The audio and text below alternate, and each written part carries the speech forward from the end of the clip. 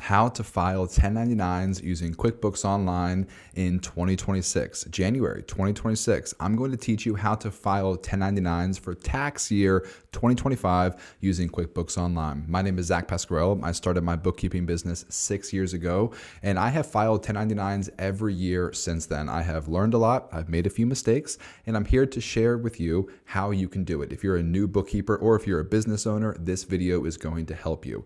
So QuickBooks Online, you can only file Form 1099 NEC, non-employee compensation, or 1099 MISC for miscellaneous information. Typically, this is for rent. So if your client or if you are paying rent to rent out an office space or a warehouse or a building, you might need to give your landlord a 1099 MISC, 1099 miscellaneous. But for everybody else, 1099 NEC, non-employee compensation. This is going to be for your standard subcontractors, independent contractors, anybody providing services to your company. I do not file 1099 INT. I used to use other software to file these different types of 1099s. This year, I'm saying no. If they need to file other types of 1099s, they will need to consult with their tax accountant or their CPA. I'm simply not doing it because it's a lot more work entering the information into other tax software. And I'm going to share my screen here soon. I'm going to show you exactly how to do it with QuickBooks Online. I charge $20 per 1099. I don't want to do 1099s. I just feel like I have to. I feel like as a bookkeeper, you kind of have to file 1099s. So I'm charging a fee. Do I need $20? No. Is it really going to take me that long? No, but it's annoying. And if you do it for free, everybody, of course, is going to take advantage and say, yes, please do it for me. $20 I feel like is just enough. It might encourage some clients to say, you know what, I'm going to save the $20. I'll just do it myself. That's amazing. Everybody wins. I save time, you save money. That's perfect. I'd like to call this $20 an annoyance fee because it's really not going to take me that long. I really don't need the $20. It's more so just annoying. So the $20 is designed to maybe encourage my clients to do it themselves. I don't know. Not a bad idea. QuickBooks Online does charge $6 to electronically file the 1099 to the IRS, but everything is done for you. So if you have your bookkeeper do it, or if you do it as a bookkeeper, you don't have to do anything. QuickBooks does everything for you. They e-file to the IRS and they will mail a copy to your client. I usually use the client's billing information that's already in QuickBooks Online. So the client pays QuickBooks Online for the e-file fee, and then I charge my clients $20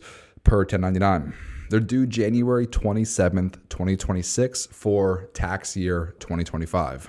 My number one piece of advice for all of you business owners and bookkeepers, feel free to give this advice to your clients. If you're trying to track down W-9s in January, you're too late. You messed up. Moving forward, learn from your mistakes and get a W-9 before you pay somebody in the future, because you have all the leverage before you pay somebody. You owe somebody $1,000. Hey, give me your W-9. As soon as I get your W-9, I'll give you a check. I'll send you an ACH.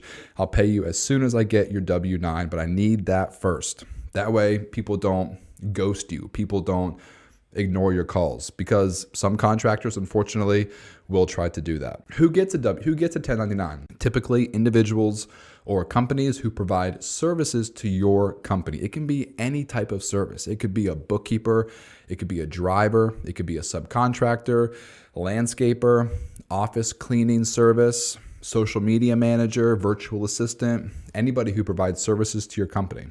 And you paid them $600 or more in 2025. That is going to change in 2026. But for 2025, $600 is the threshold. And you don't need to give a 1099 to corporations, S corporations, C corporations, unless you're paying an attorney. An attorney still gets a 1099 regardless of their entity type. Finally, if you paid somebody, how you pay somebody determines whether or not they get a 1099. So if you paid somebody through a payment processor with a debit card or a credit card, they might not get a 1099. But if you gave somebody cash, check, wire, ACH, then you might need to give them a 1099. So get their W-9, review their information, determine whether or not they need a 1099. And now let me show you how to use QuickBooks Online to electronically file and mail your 1099s to the IRS and to your contract. All right, here we have QuickBooks Online.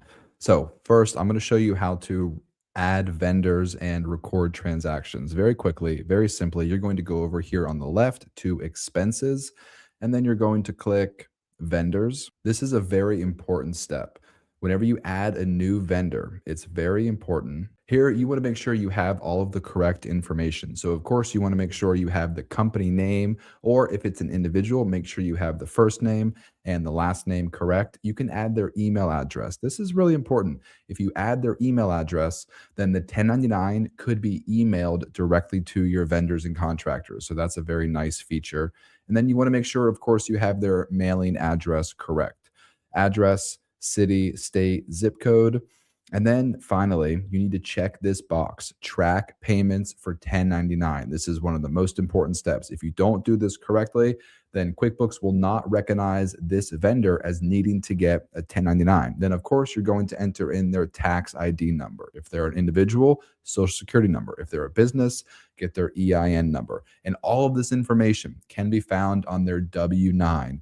That's why it's really important to request W-9s from your vendors and contractors before you pay them. You need their W-9 to determine whether or not you give them a 1099 and to collect all of the necessary relevant information. So every time you get a new vendor, every time you pay a new vendor, make sure you update their information in QuickBooks Online. Just as an example here, we will create a new vendor and we'll call him John Smith, and we'll make his address here 1 Main Street. Now we'll check that box, track payments for 1099, and we'll enter in his social security number. Okay, just as an example, now that we have this made up vendor in here, now we will go over here, plus new, and we'll create an expense. All right, who did you pay? John Smith. We'll use the checking account. We'll make the date sometime last year. Category, this is really important.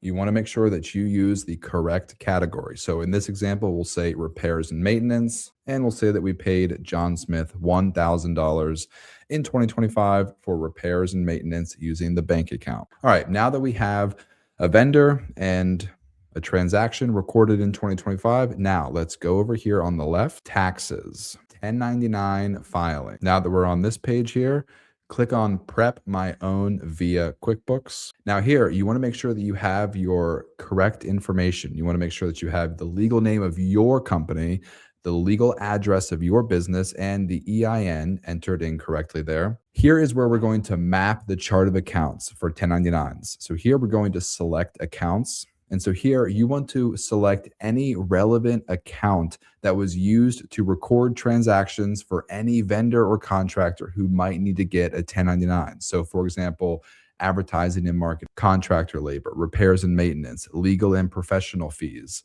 So here we're going to select repairs and maintenance, and then we're going to map repairs and maintenance to the 1099 NEC, and then click next. And then here we have John Smith showing up. So it recognized that his tax ID is invalid, which is okay. So here we can edit John Smith's information. So we will say John Smith is an individual, and it looks like we are just missing a number. So let's edit his social security number, 1, 2, 3, 4, 5, 6, 7, 8, 9. All right, now that we have John Smith, first name, last name, social security number, you can throw in his email address there if you want, and then his mailing address right there. We will save that.